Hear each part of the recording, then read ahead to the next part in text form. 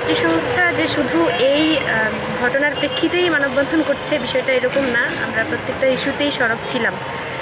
আর আজকের যে ঘটনাটা নিয়ে আমরা দাঁড়িয়েছি তাতে আমরা দেখছি যে আসলে দেশে কোনো রকম এটা নিয়ে আলোচনা নাই।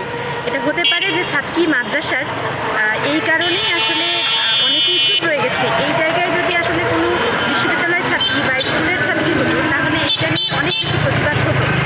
তো আমরা আমাদের জায়গা থেকে মাদ্রাসা হোক বা জেনারেল হোক সবার জন্যই আমরা দাঁড়িয়েছি এবং সবার জন্যই আমরা আমাদের প্রতিবাদ জারি রাখবো। আমাদের উদ্দেশ্য এটাই যে এই দেশটা নারীদের জন্য নিরাপদ হোক এবং নারীদের জন্য সবসময়ই তারা যেন সেই নিরাপত্তা যেই নিরাপত্তা আসলে পাওয়া দরকার সেই নিরাপত্তাটা যেন নিশ্চিত হয়, এটাই হচ্ছে আমাদের চাওয়া। ব্যবস্থা করা, এমন দৃষ্টান্তমূলক শাস্তি দেওয়া যাতে এই কাজ করার জন্য অন্যরা অনেকবার ভাবে, এই কাজ থেকে সবাই বিরত থাকে। আর এর প্রতিরোধমূলক যে ব্যবস্থাগুলো নেওয়া দরকার, আমরা প্রশাসনের দৃষ্টি আকর্ষণ করছি যে এরকম প্রতিরোধমূলক ব্যবস্থা নেওয়া যাতে এরকম ধর্ষণের মতো অন্যায় কাজ আর কখনো না থাকে।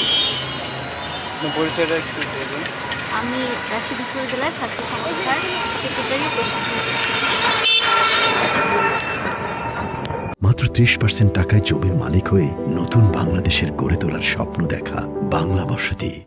জি, আপনারা দেখছেন যে রাজশাহী বিশ্ববিদ্যালয়ের ছাত্রী সংস্থার পক্ষ থেকে একটি মানববন্ধন বাংলা এডিশনের আজকের এই ভিডিওতে আমরা যুক্ত করেছি আপনাদেরকে। আগামীকাল যে ঘোষণা ছিল তার আলোকেই মূলত আজকের এই মানববন্ধন এবং এখানে নেতৃবৃন্দ উপস্থিত আছেন।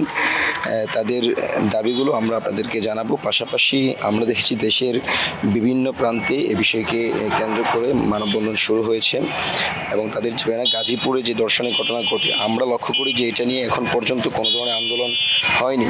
ঢাকা বিশ্ববিদ্যালয় ছাত্রী সংস্থা ঘোষণার পর থেকে দেশের বিভিন্ন প্রান্তে ছাত্রী সংস্থা এই আয়োজন করে এবং তাদের দাবিগুলো তারা উত্থাপন করে এবং ইতিমধ্যে এটি হচ্ছে রাজশাহী বিশ্ববিদ্যালয় প্যারিস রোডে তাদের আজকের এই মানববন্ধন থেকে তাদের দাবি ছিল যেন ধর্ষণ প্রতিরোধে সরকার যেন গুরুত্বপূর্ণ পদক্ষেপ গ্রহণ করে এবং তাদেরকে যেন বিচারের মুখোমুখি করে।